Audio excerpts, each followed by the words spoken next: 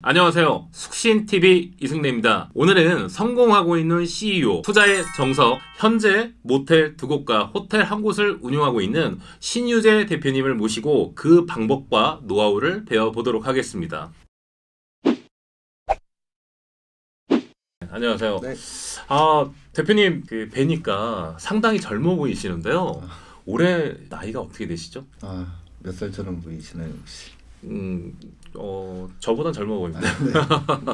네. 올해 39살 이제 됐고요. 네. 정신 연령이 좀 많이 낮아가지고 좀 젊게 살려고 많이 노력하고 있습니다. 네. 39에 호텔 그리고 모텔 전체 3개를 운영하고 있는 대표님. 예, 느끼는 게 많습니다. 일단 그 숙신TV 구독자분들과 그리고 이 채널을 시청해 주시는 분들께 신유재 대표님의 소개 부탁드리겠습니다.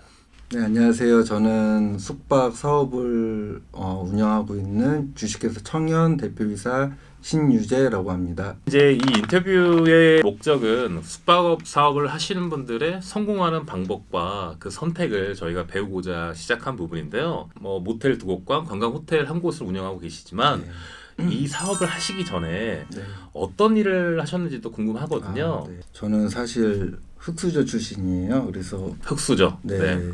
이 사업을 하기 전에는 구리 농산물 도매시장에서 배추 장사를 10년간 하다가 이쪽으로 오게 됐습니다. 구리 농산물 센터에서 도매를 한 10년 동안 하셨다는 말씀이시죠? 그럼 10년 동안은 그 배추 도매업을 하시다가 왜 이 사업을 하시려고 결정을 하셨는지요?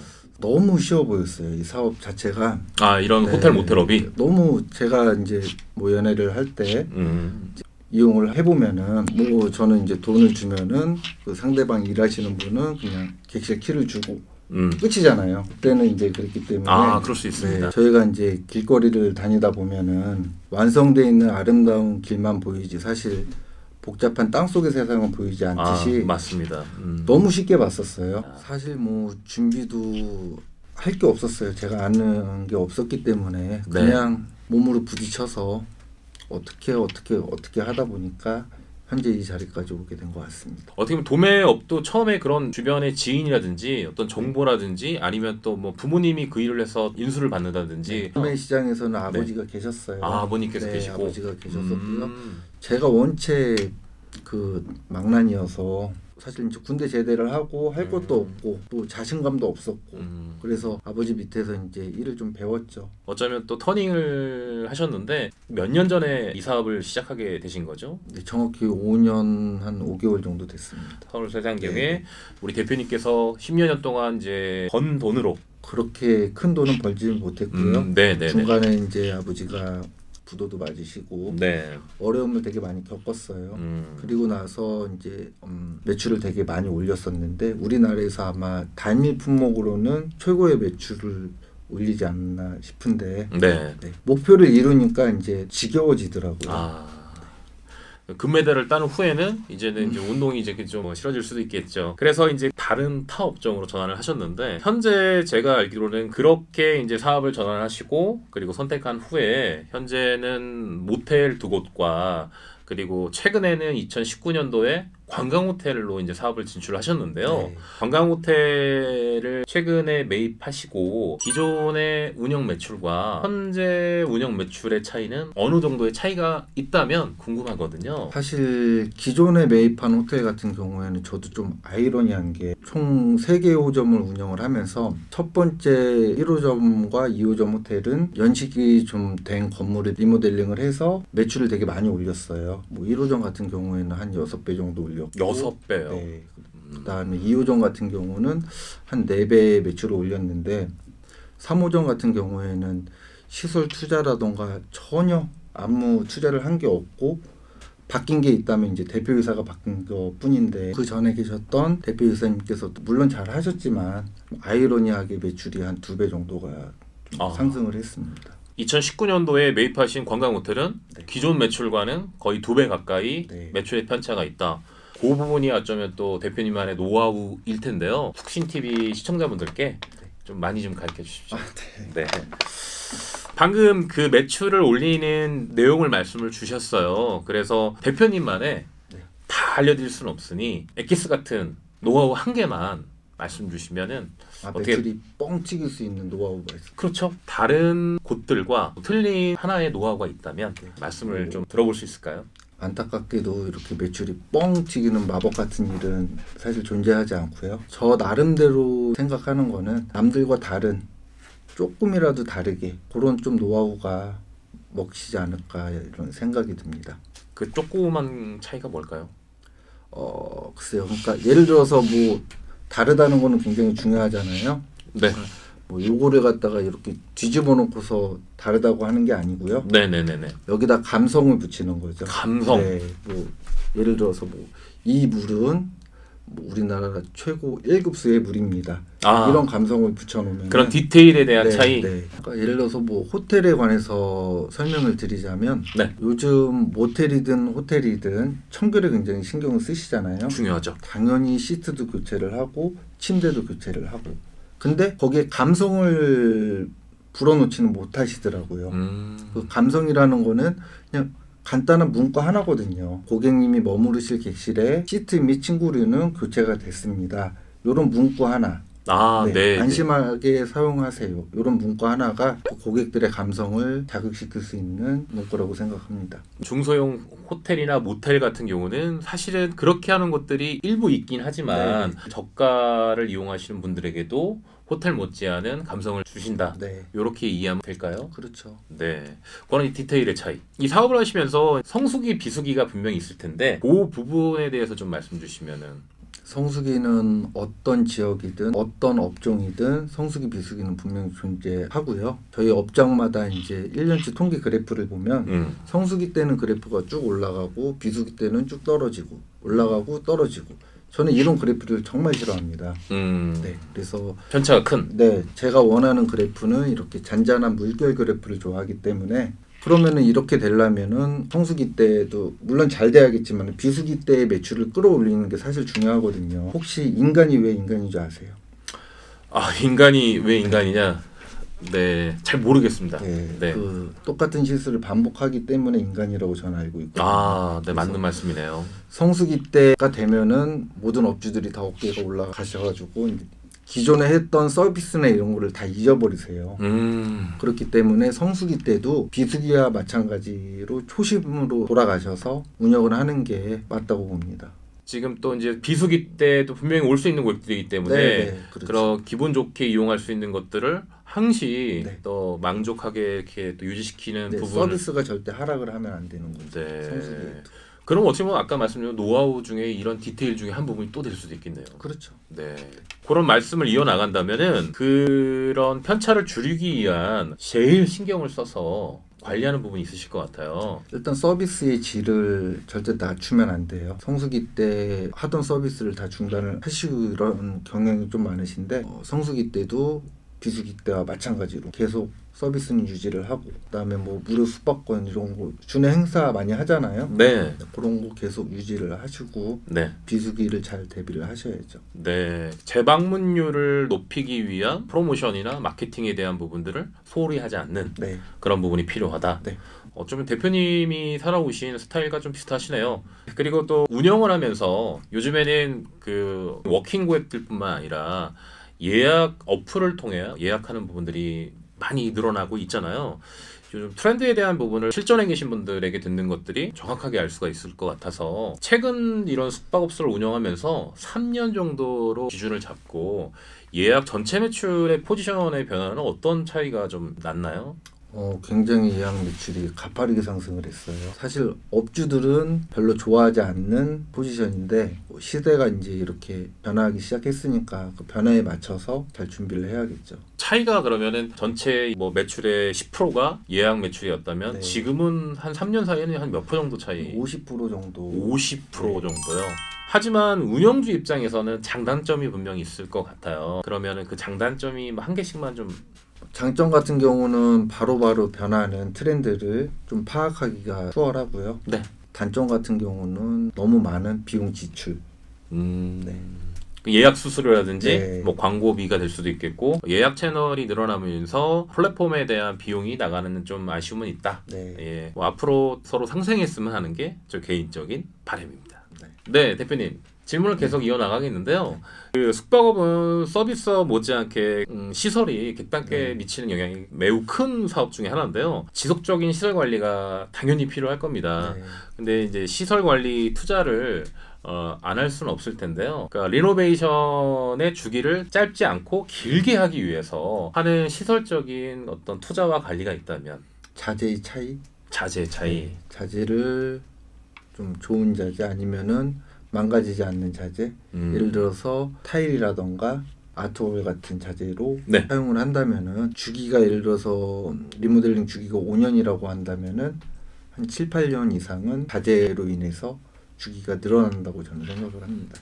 모텔 기준이 네, 모텔 기준이었을 때는 보통 이제 그런 5년 정도의 어떤 리노베이션이 필요할 수도 있는데 좋은 자재를 사용해서 네. 그걸 또 잘 관리하는 부분. 네. 좋은 업체, 좋은 자재 쓰는 게 어쩌면 제일 또 중요할 수도 있겠네요. 네. 그 운영하시면서 어려움이나 또 애로사항들이 분명히 있었을 거예요. 네. 운영에 관련된 뭐 에피소드나 또 좋은 부분 있었으면 또 좋은 추억 또 이런 게 있다면 네.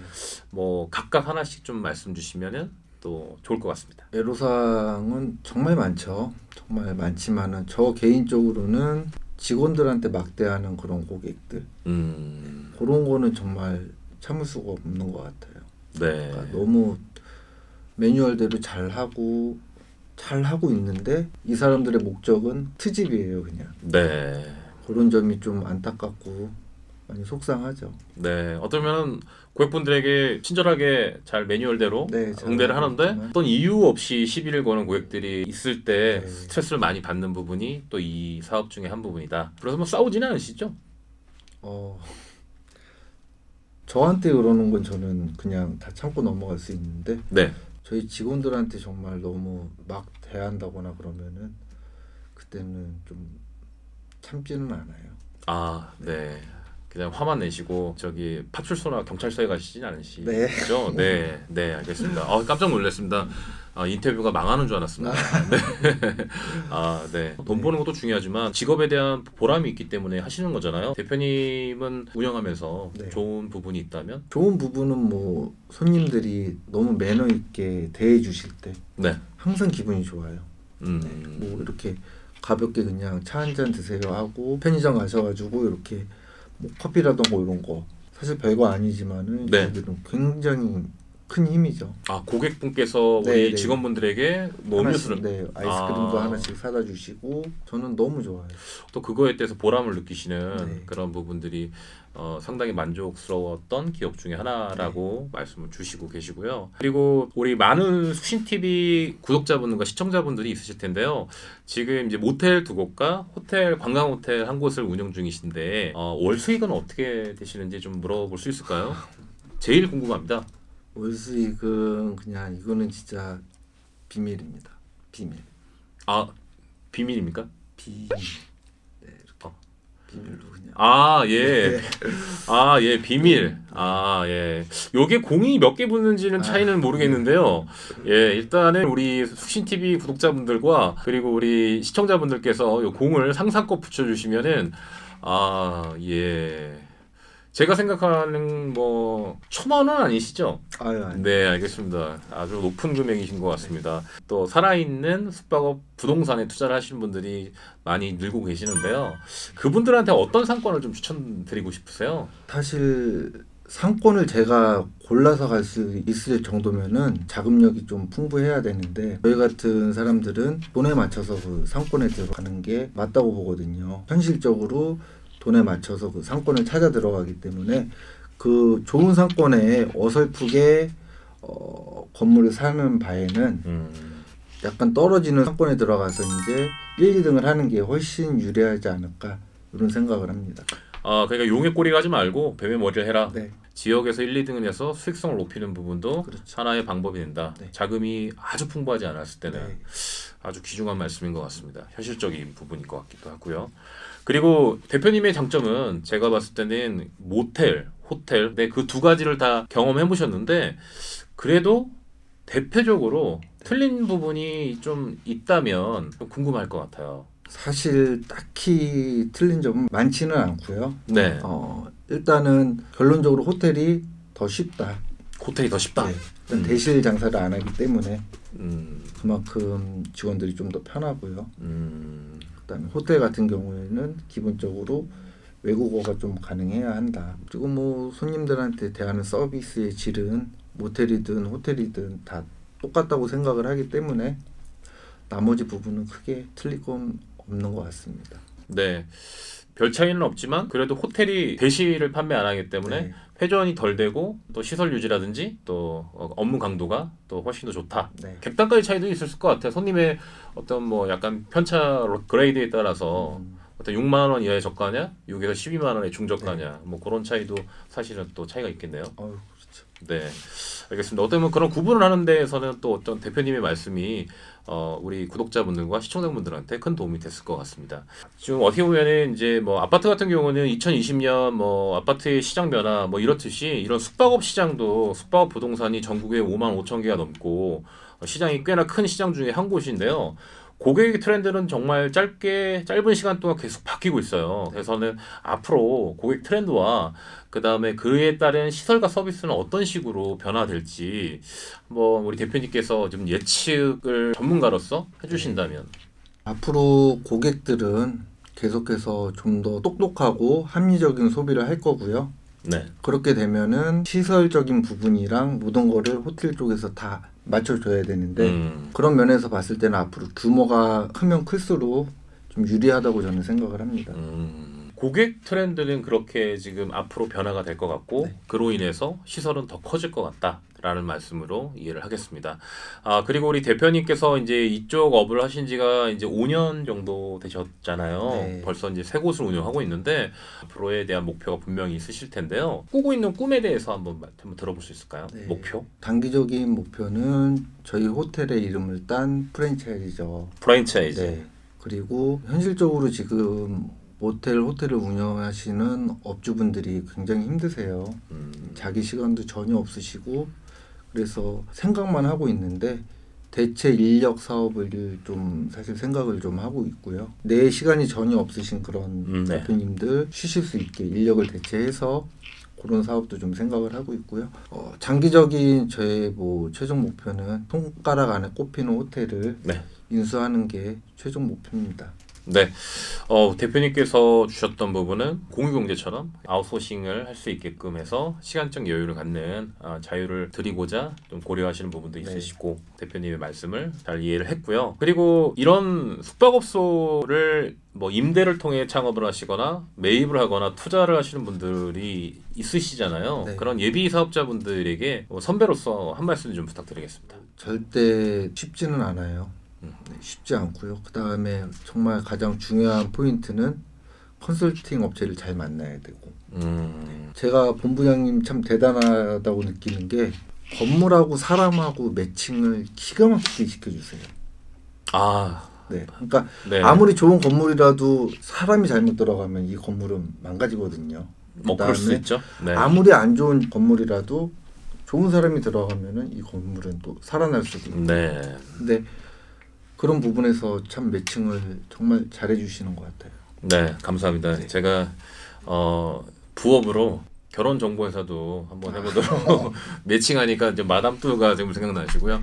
일단 뭐 그런 부분들은 뭐 어떤 역할을 하는 사람으로서 또 중요한 부분이라 생각을 하고 있고 부족하지만 최선을 다하도록 하겠습니다. 네. 그리고 이제 한 가지 더 말씀드리자면 네. 은행을 잘 활용해라. 은행은 최고의 파트너이자 최고의 스폰이다. 네. 그래서 은행만 잘 활용을 하셔도 굉장한 이익을 보실 수 있습니다. 네, 뭐 50억짜리를 매입하더라도 현금이 50억 들어가는 게 아니기 때문에 그렇죠. 자기 자본을 최대한 잘 적게 활용할 수 있는 게 금융이 있으니까요. 네. 은행은 욕심이 없잖아요. 그렇죠. 뭐 정해진. 네, 다른 사람하고 동업을 하게 되면은 네. 서로 욕심 때문에 틀어지지만은 은행은 전혀 그럴 일이 없습니다. 네. 자기가 원하는 그 금액만 맞춰주면 네. 은행은 항상 만족을 하기 때문에 그런 부분에서 은행이 정말 최고의 파트너라고 생각합니다. 많은 분들이 되게 제2금융권을 겁을 많이 내시는데 네. 사실 제2금융권에 먼저 발을 디딘 다음에 추후에 1금융권으로 갈아타는 그런 과정이 존재를 하기 때문에 그런 것만 잘 아시고 접근을 하시면 뭐 제1금융권 물론 좋지만 제2금융권도 제2의 대안이다. 이렇게 말씀드리고 싶습니다. 네. 그래서 자기 자본을 최대한 억제할 수 있고 적은 자본을 활용해서 내가 건물주가 되고자 한다면 이금융권을 활용해서 에버리지를 일으키고 그 후에 또 원하는 목적 매출을 올렸을 때는 새로운 감정가로 1금융권으로 대안할 수 있다라는 디테일한 방법을 우리 대표님께서 말씀을 주신 것 같습니다. 자, 그러면 이제 끝으로 오늘 이렇게 바쁘신 와중에 시간을 내주신 대표님께 너무 감사드리고요. 신유재 대표님께서 숙신TV 구독자분들과 그리고 이걸 시청하시는 채널 애청자분들께 한 말씀 인사 부탁드리겠습니다. 사실 남자한테는 3번의 기회가 온다고 하는데 저는 기회는 정말 많이 찾아온다고 생각하거든요. 네. 단지 그 기회를 잡을 수 있느냐 없느냐. 그리고 기회는 본인을 테스트를 해요. 네가 잡을 사람인지 못 잡을 사람인지 테스트를 하기 때문에 기회라는 풍선은 항상 우리 머리 위에 있지만 우리가 절대 뭐 이렇게 손을 뻗어서 닿을 수 없는 곳에 위치해 있기 때문에 네. 기회라는 풍선이 보이면 저 같은 경우에는 뭐 2층 건물 3층 가서 뛰어내려서 그 풍선을 잡는 스타일이거든요. 네. 꼭 너무 겁내지 마시고 기회가 왔을 때 그 풍선을 잡을 수 있도록 그렇게 하셨으면 참 좋겠습니다. 우리 대표님께서 기회는 꼭 언제나 많이 온다라고 긍정적으로 말씀 주셨고 그 부분을 적극적으로 잡아라. 아주 또 귀중한 말씀 주셨고요. 오늘 이렇게 숙신TV 성공하고 있는 호텔 CEO 편에 출연해 주신 우리 신유재 대표님께 한 번 더 감사드리겠고요. 앞으로 숙신TV 이승래는 여러분들에게 더 좋은 컨텐츠와 모든 숙박업의 궁금증을 풀어드리도록 하겠습니다. 그리고 제가 더 파이팅 할 수 있게 구독과 좋아요 부탁드리겠습니다. 지금까지 숙신TV 이승래였습니다. 감사합니다. 감사합니다.